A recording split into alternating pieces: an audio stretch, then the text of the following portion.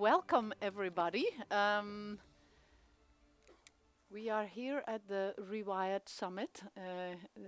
This is a great day for education at COP28, and we very much hope that the discussions that are taking place here can also make it to the main stage, including to the Blue Zone.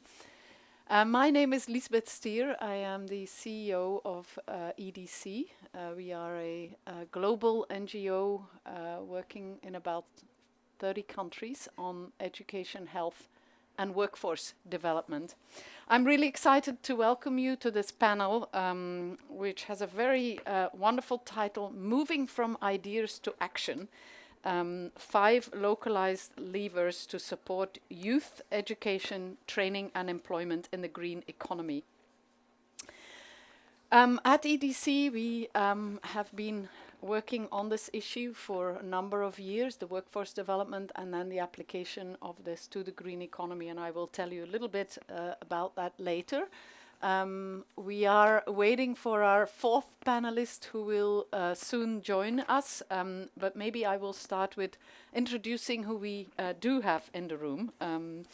I want to start first with the person on my right here, wonderful leader and also friend, the CEO of the Nature Conservancy, Jeanne Morris.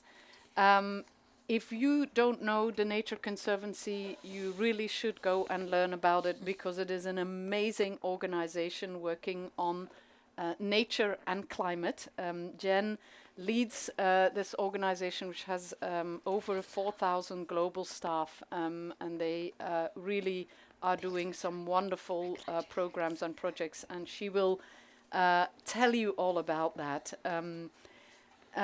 Right next to Jeanne, we have Hamoon Ikhtiari, founder and CEO of FutureFit AI. And as the name says it, Hamoon, you lead an organization that really is trying to use AI in the upskilling and reskilling and career transitions. And you have a background in the telecom and technology industry. Welcome to this panel. Right next to you we have Dr. Nada Barada, who's an African youth champion and also a fellow at Region Intel. And also Nada, I have the great pleasure of having her as part of EDC. And Nada has been working, it's actually Dr. Nada Barada, has been working on education, climate and workforce solutions at EDC and globally, and has also been a youth delegate at the United Nations General Assembly and served as an African youth champion. And then last but not least, Her Excellency Jeanne d'Arc. You have such a wonderful name. Jeanne d'Arc, that's the first wonderful part of it. And then Mujawamariya. Mujawamariya, Minister of Environment of Rwanda. We are so happy to have you here on this panel. You have an absolute stellar career, not only in the environment, but also in education. You were the rector of the Kigali Institute of Science and Technology, but you also held ministerial positions in the Ministry of Education, Higher Education, Primary and Secondary Education. So you are the perfect person to bring these two issues together. So we will quickly move into the substance of this. As I was saying, the EDC, at EDC we have been working on thinking through how the work that we are doing on skilling and workforce development can really be put to the service of the climate and nature movement. Our initiative, Our World, Our Work, aims to prepare 1 million youth into green and blue jobs over the next decade.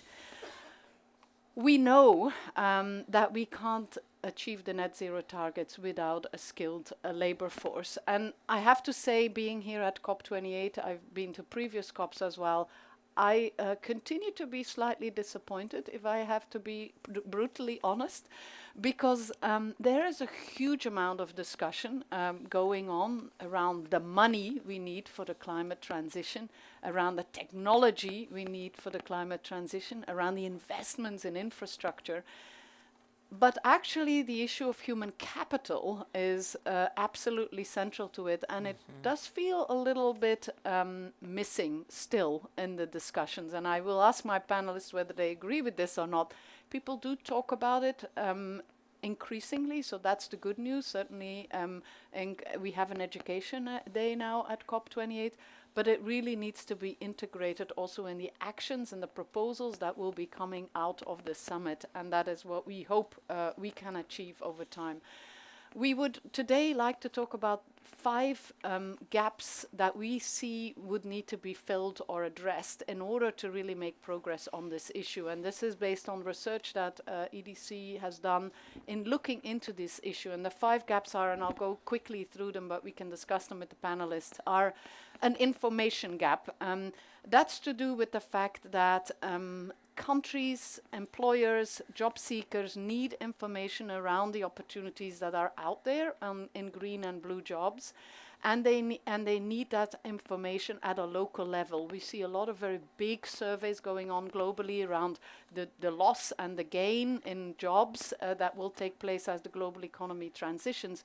But actually what that means at the country level, that information is missing in many places. Secondly, there is a coordination gap that needs to be filled, and that's why I'm always so excited to see people like Jeanne d'Arc who are actually able to bridge the divide between the education sector and the environmental sector. But we have divides to bridge between the private sector and the public sector, between the actors out there who work on providing training and the young people who need to receive this training. So that coordination gap needs to be filled and addressed. We then also, obviously, that's why we're here, we have an education and skills training gap. We can talk about how education systems need to prepare themselves much better to be relevant to the world of work and the green world of work. We have a financing gap, and this is not the financing gap that's currently being discussed in the blue zone, which is also into the many billions and trillions. There is a huge financing gap in education as well, and that is not yet incorporated in the gap that we talk about in other discussions here. And then finally, the inclusion gap, which is really about how we are going to make all these efforts relevant to those who are furthest behind. So we are working together to try and mobilize actors to really come together around this issue. We've been discussing with leaders here a coalition, and this came out of the Africa Climate Summit, where we had a really exciting panel with the First Lady of Kenya, where you may remember at Africa Climate Summit, the Kenyan government was really driving on this issue as well. So this is enough of an introduction, because I have a lot of very interesting people sitting next to me, and I would love to go to you first, Your Excellency, to tell us a little bit about how things are going in Rwanda, and how have you, as Minister of Environment now, and with Rwanda setting such ambitious plans around building a climate resilient and inclusive and carbon neutral economy, how are you bringing the issue of skilling and the readiness that is needed in the workforce, both with young people as well as the current workforce, to actually be able to drive that transition? Over to you. Thank you very much, dear panelists, dear participants, all protocol observed. I think Rwanda's commitment to become a climate resilient nation cannot be possible if we don't include youth and skilled youth with capacity. And of course, becoming a carbon neutral economy by 2050 is underscored by robust national strategies, including education. I agree with you that education is underfinanced. And whatever we plan now can be possible to implement if we empower youth with skills, capacity. Because the youth of today or yesterday are the flag bearers of all policies we are now tailoring. So whatever we do, it should be people's-centered policies, youth-led policies. That's why, for example, for Rwanda's delegation, here at COP28, more than 55% of our members are youth. Because they make 60% of our population. So you cannot have 60% of your population left behind when you talk about implementing policies. So our plans prioritize education and the skilling to empower our workforce for the green transition. I can give examples. Curriculum integration. As you said, I was the Minister of Education, but thereafter I became the Minister of Family Promotion and Gender. So you cannot talk about a family that has no skills. Then the development will be hard to attain. And in our curriculum, we embedded environmental education and the climate conscious curriculum across all levels, from primary to university. We have environment clubs. We have climate conscious clubs from primary schools to university, and fostering that culture in our population. Collaboration, public-private partnership. Collaborating with private sector in Rwanda through incubators and accelerators to design training programs tailored to industry needs, ensuring our workforce remains adaptable and aligned with market demand, which is led by youth. And of course, community engagement. You cannot leave youth behind when you are engaging community. Rwanda is actively employing community-driven initiatives that address specific local challenges, creating a bottom-up approach to green education and reskilling. During COVID, in the period of 2 years, in the period of 1 year, Rwanda built 20,000 classrooms, community-based.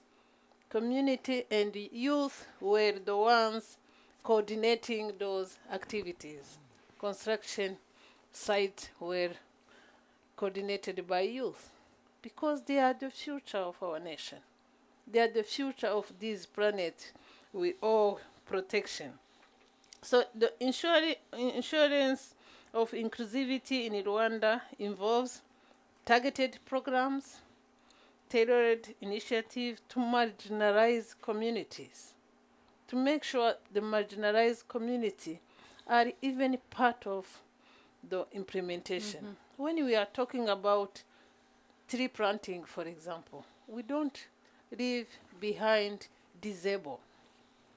Disabled people are part of the tree planting program. Our tree planting season has started in end October, and it will end January, which is our longest rain season. And youth-led organizations are at the forefront of that initiative. And of course, accessible learning.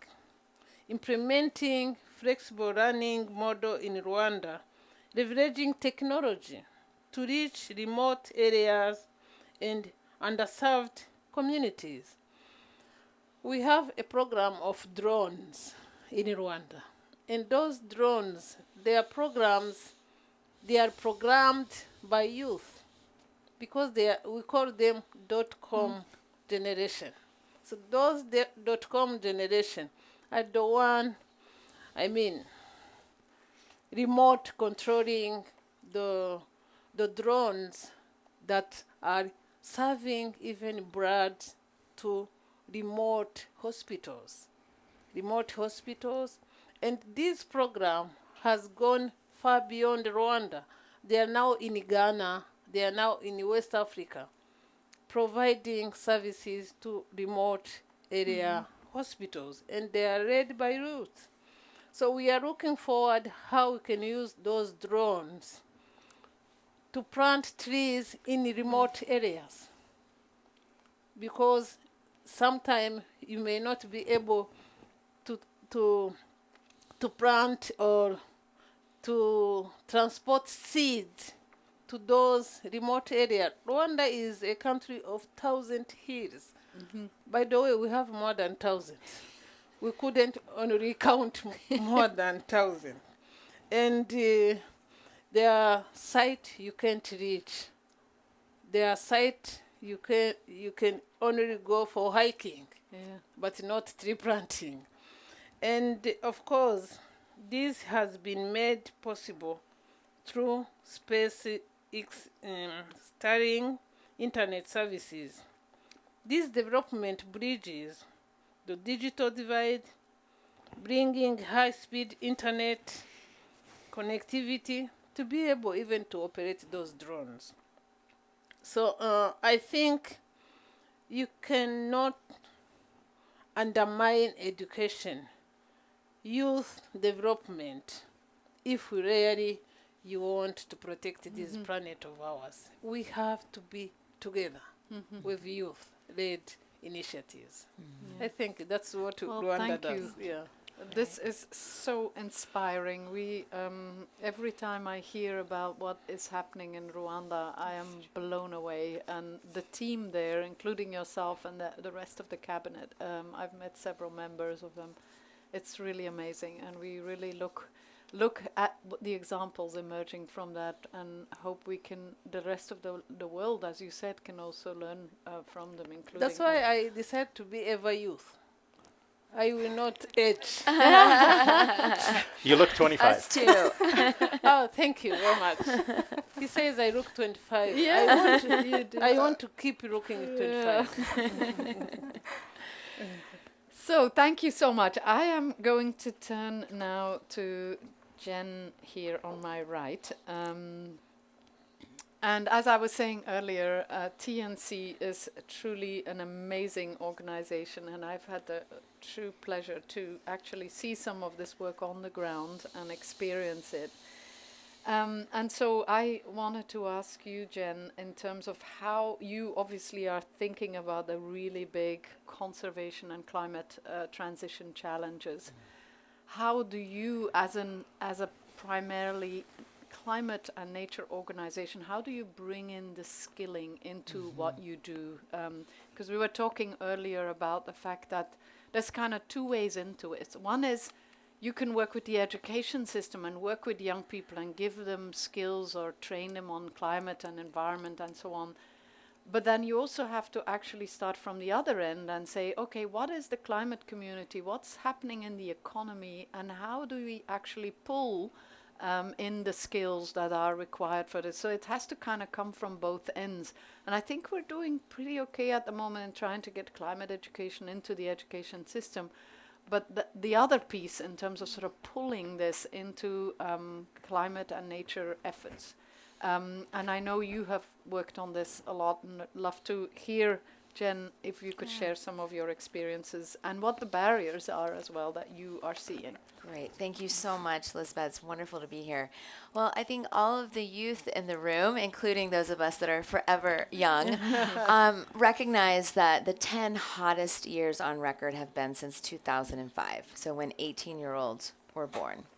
So we are in the age of climate change, of course, and of course the age of adaptation. So the efforts here, and I love that this discussion is happening. I share Liesbet's view that it needs to happen more in the Blue Zone, because to prepare the youth of the world for this, to prepare all of us, we have to be radically thinking about how we transform education. And it's not just about bringing climate in and environment into the classroom, but it's about making sure that the right skills training is happening on the ground where we're doing, whether it's renewable energy efforts or really investing in resiliency of coastal communities, whether it's in countries in Africa where the Nature Conservancy works. We're in 77 countries or in communities like Liesbet and I visited in British Columbia in Canada, or whether in my home country of the United States where we're working with the federal government on a conservation corps and one specific program called Gulf Corps, where we're actually training locals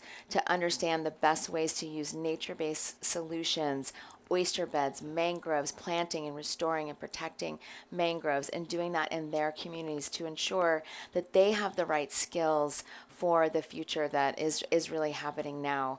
I'll mention two specific things, and then I'd want to share a barrier. And one is an effort we're doing with youth 18 to 25-year-olds with the National Geographic Society. So working with National Geographic explorers and Nature Conservancy scientists to really give people an 8-week, what we call an externship, a training on how to do climate communications in their community's origin. This is a program that's open. It's mostly for international people from communities of color primarily around the world who don't have access to environmental conservation leaders who can really learn from those leaders and receive seed funding where they can go back to their communities and do environmental projects in a really compelling way.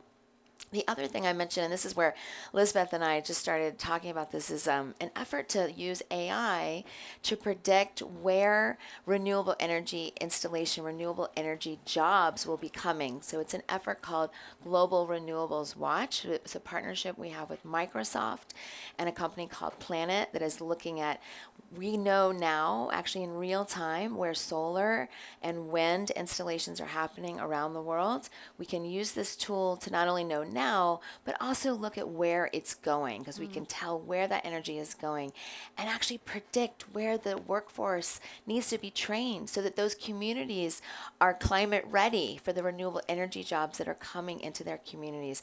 This is an effort I'm very excited about because we haven't to date brought that skill force training. I think the Climate Corps, the federal government's doing in the U.S. is helping, but we need to be doing this in every community around the world and be able to predict now, because you can't change the energy mix without having skilled workforce. So being able to do that now with these predictive AI tools will enable us to go in with jobs, trainings, skilling efforts, and really make sure that those communities that will be proud to have renewable energy can have the right skill sets to enable those companies to say, this is where I want to work because this has a trained workforce, instead of waiting. And we don't have time to wait. We don't have time to wait for people to be trained to be solar operators. We need to be skilling up as fast as possible. So those are the few of the things that I'm particularly excited about. Exciting. I'm excited about them too. And actually, you've set up the conversation brilliantly for our next panelist, Hanoun. You obviously lead this very exciting company that is using AI. And I would love to understand better from you how you are collaborating with governments and the private sector as well in trying to really understand where the skills needs are and then also to deliver that skilling on the ground. Over to you. Thank you so much, and a pleasure to be here. The problem we're talking about is very personal.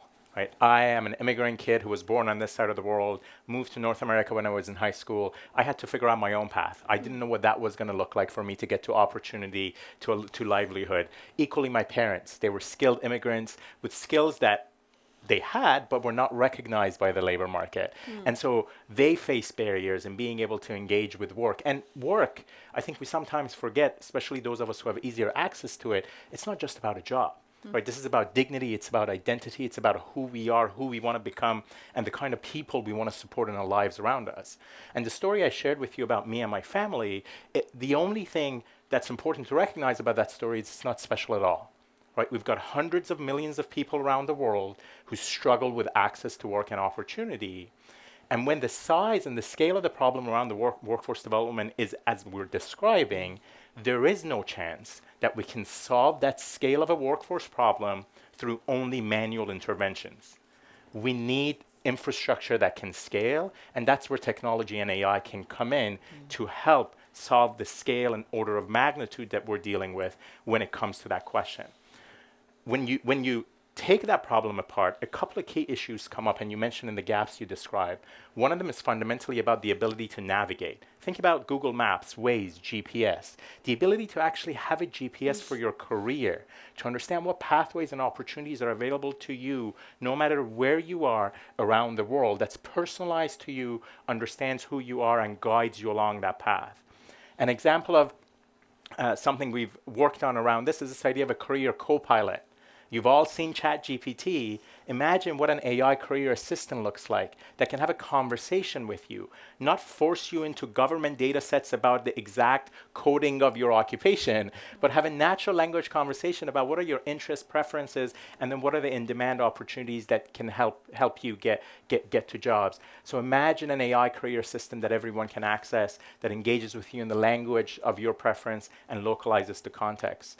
The second challenge is a lot of our workforce systems are built for the world of yesterday. Imagine if you got into a Careem, an Uber, or a Hala, and as soon as you got into the seat, that was considered success. That's the unfortunate part of most of our systems. As soon as you get into a seat of a training program, great, box checked. We need to get people to the destination, and that destination is work. And an example of how we do that is think about employers and their needs for in-demand sectors. We've just talked about, in the climate space, we've worked with governments and employer partners to build what we think of as dynamic talent pipelines. And so this ability to define the needs of a specific sector in a specific region and then build pathways that combine assessments, training, wraparound supports to get people into those very real and in-demand opportunities on the other side, with employers guaranteeing things like interviews, conditional offers, internships.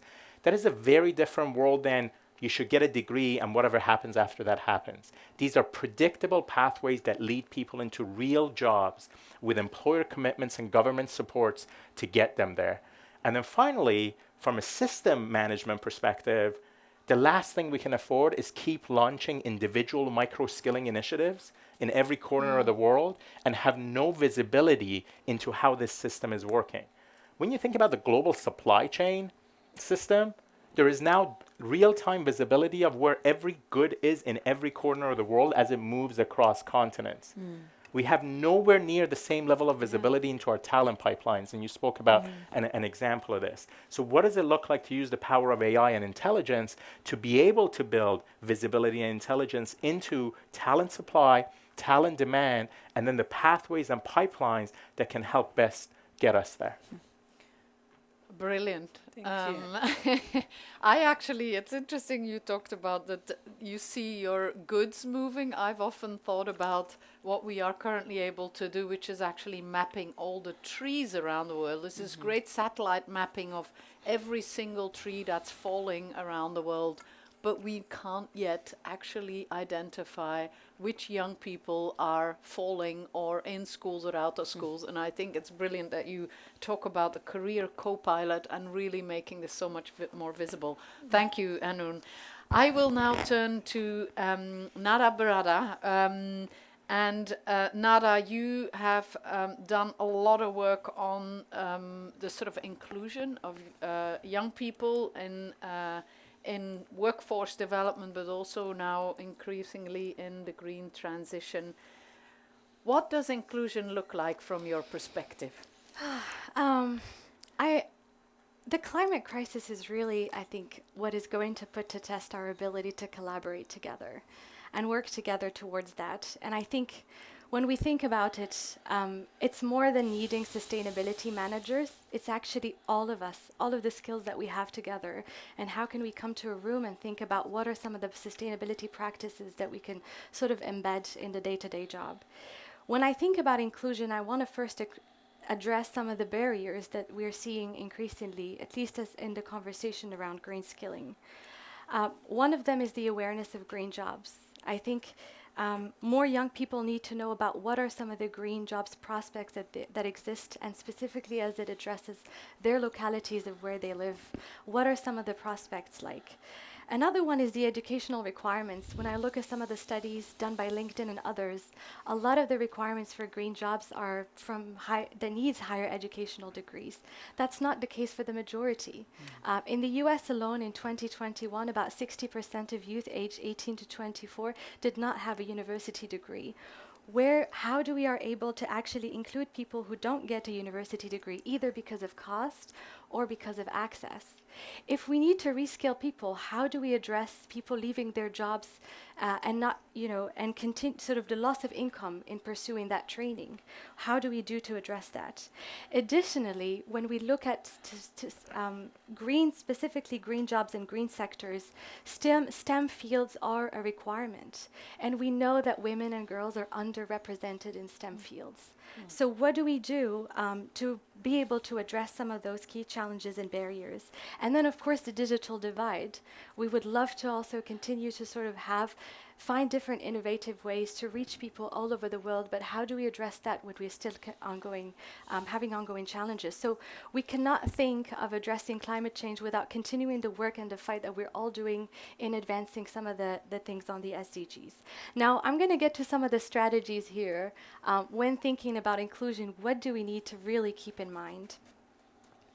A couple of things. I think you're right. You mentioned, yes, the job is also about a dignity and the ability of people to make an income and make a living. And purpose can vary here, but we need to really ensure first that to prepare young people is very important, and equally important is to ensure that these jobs exist where they are located. And that's where, again, national policies and ways to inform what are those jobs that are close to young people? What does skilling look like if you live all around the world? Another one is I really think we need to broaden the definition of green jobs. We think about it, I think it's important in terms of sectors as well, like renewable energy, green construction, waste management, that's very important. But we also need to think about how can we get closer to people to understand how can we green professions like hairdresser, for example, or if you're a restaurant owner, what are those practices that you can do to think about how can you sort of green and be better about this? The skill enhancement piece is also very, very important. Like I said, we cannot skill only through universities, because if we do that, we exclude those that are not part of it. So what that means essentially is also looking at non-formal training methods, looking at partnerships with vocational institutions to skilling, reskilling, upskilling marginalized youth, providing apprenticeships, experiential learning opportunities. We really need to be creative about how are we able to get those opportunities closer to youth. Another thing that has been missing as well from the conversation is the informal economies. We talk a lot about jobs in the formal economies. Informal economies is where the majority of poor people trade, work, and produce. In sub-Saharan Africa, for example, the informal sector contributes about 55% of the GDP. It's about 80% of the labor workforce. Informal economies are a response of poverty, of inflation. There are ways in which people continue to make an income.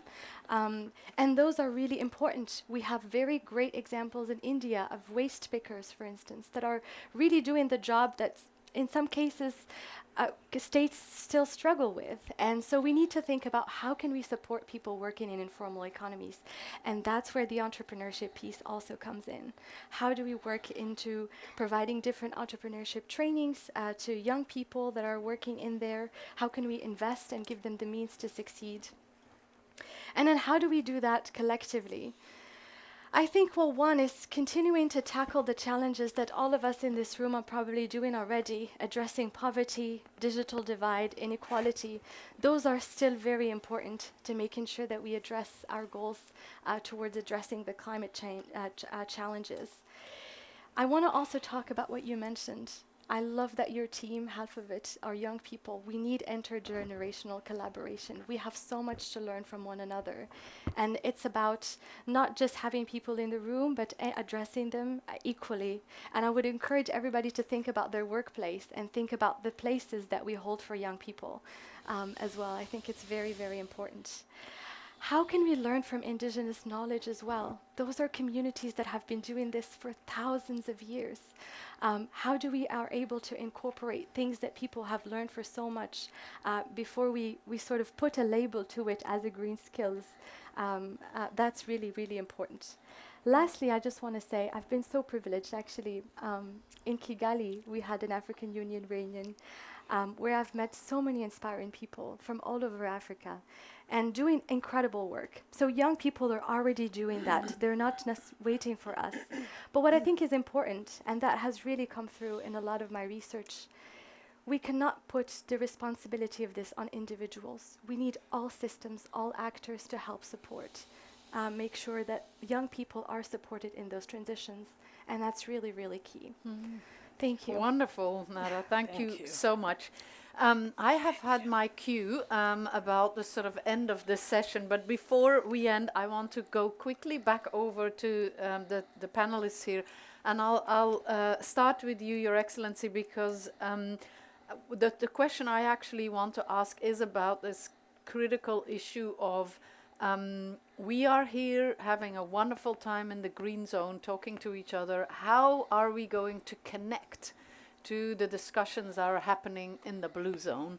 And I would like to start with Your Excellency, because and at a sort of, not at a micro level, but at a meso level in Rwanda itself, you have to think about how to coordinate across sectors and ministries. And if you could say in a very brief sentence sort of how you are managing to do that, how do you create that collaboration? And then I'll go quickly down, starting from Jeanne, back down the line to sort of see what is your sort of brief recommendation to all of us in order for us to make sure that we can make this issue central to the conversations that are going on in the main stage, and that we can get this in.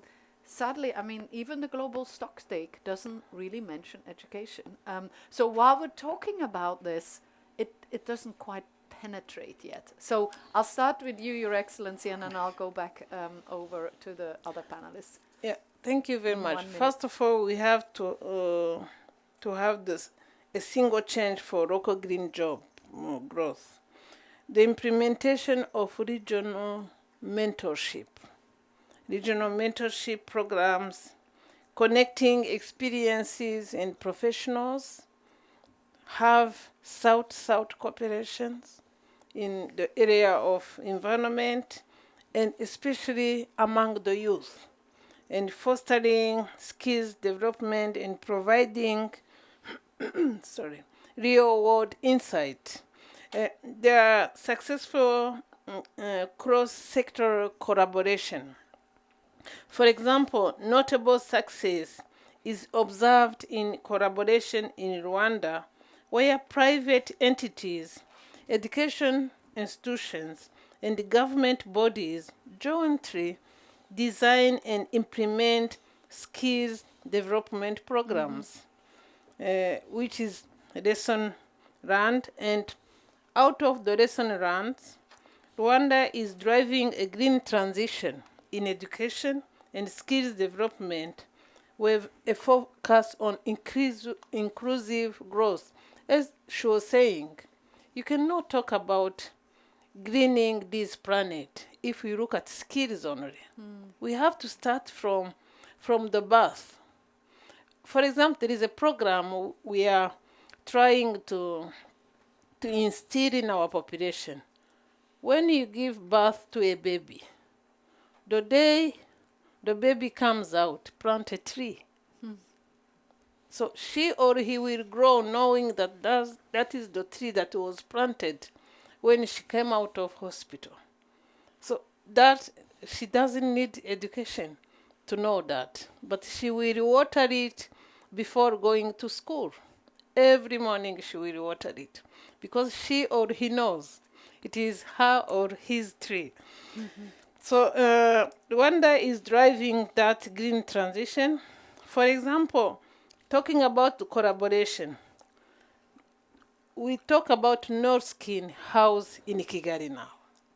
It's a Swedish entrepreneurship program which is now a hub built on historic grounds, exemplifies innovation, collaboration, and aesthetic functionality with the youth-led entrepreneurship. With a bottom-up approach, it fosters social progress, environmental sustainability, and entrepreneurship, reinvesting profit to fully its social mission. The Green Protectors, which is a youth-led organization in Rwanda, the Eco Brigade, which is a youth-led organization. Now the government of Rwanda, when we have greening projects, we employ Eco Brigades without tendering because we know where they are. And the Eco Brigade members are mostly underprivileged youth. And girls who prematurely got pregnant, boys who dropped out of schools, and they got skills.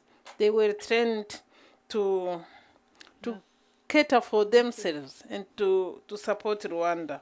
So there is inspiring Rwanda's youth-led stewardship. In this harmonious blend of innovation, entrepreneurship, and sustainable practices, Rwanda is setting a noteworthy example for global green transition. So now I take this opportunity to invite you to a youth-led session now that is starting in Rwanda Pavilion. And the theme is educating,